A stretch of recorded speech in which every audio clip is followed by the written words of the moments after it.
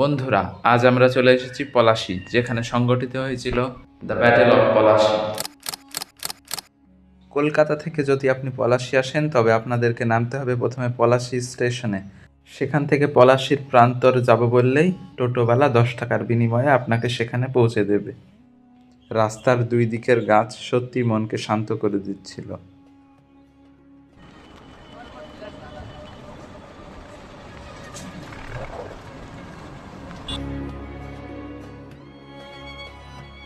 পলাশীর প্রান্তরে ঢুকতেই চোখে পড়ে নবাব সিরাজউদ্দৌলা এর মূর্তি, বাংলার ইতিহাসের এক অমর নায়ক।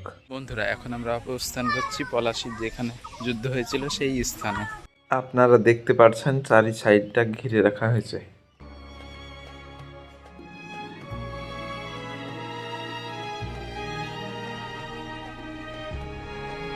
এই শান্ত সবুজ প্রান্তর একসময় ছিল যুদ্ধক্ষেত্র। এখানেই মুখোমুখি হয়েছিল বাংলার শেষ স্বাধীন নবাব সিরাজউদ্দৌলা এবং রবার্ট ক্লাইভের নেতৃত্বাধীন ব্রিটিশ ইস্ট ইন্ডিয়া কোম্পানি বাহিনী।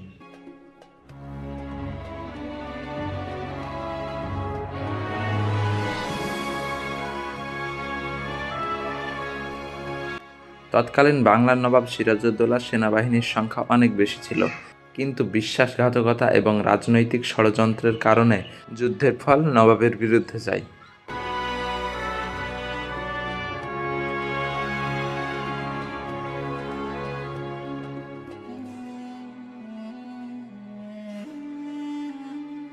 পলাশীর যুদ্ধ মাত্র কয়েক ঘন্টা স্থায়ী হলেও এর প্রভাব ছিল সুদূরপ্রসারী।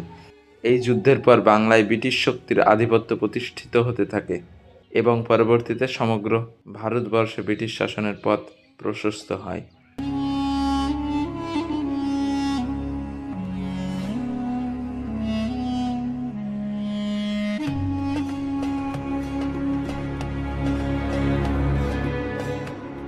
বর্তমানে পলাশীর প্রান্তর একটি গুরুত্বপূর্ণ ঐতিহাসিক পর্যটন কেন্দ্র। এখানে রয়েছে স্মৃতিস্তম্ভ, নবাবের মূর্তি, চারপাশে সবুজ শান্ত পরিবেশ।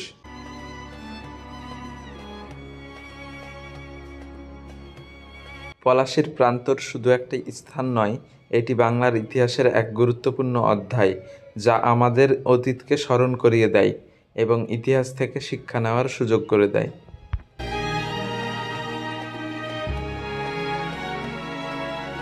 ইতিহাসের পাতায় অমর হয়ে থাকা পলাশীর প্রান্তর আজও নীরবে বহন করে চলেছে বাংলার সেই স্মরণীয় দিনের সাক্ষ্য। এই ছোট্ট ব্লগটি এখানেই শেষ করছি। ব্লগটি ভালো লাগলে লাইক কমেন্ট করতে ভুলবেন না। সকলকে অশেষ অশেষ ধন্যবাদ।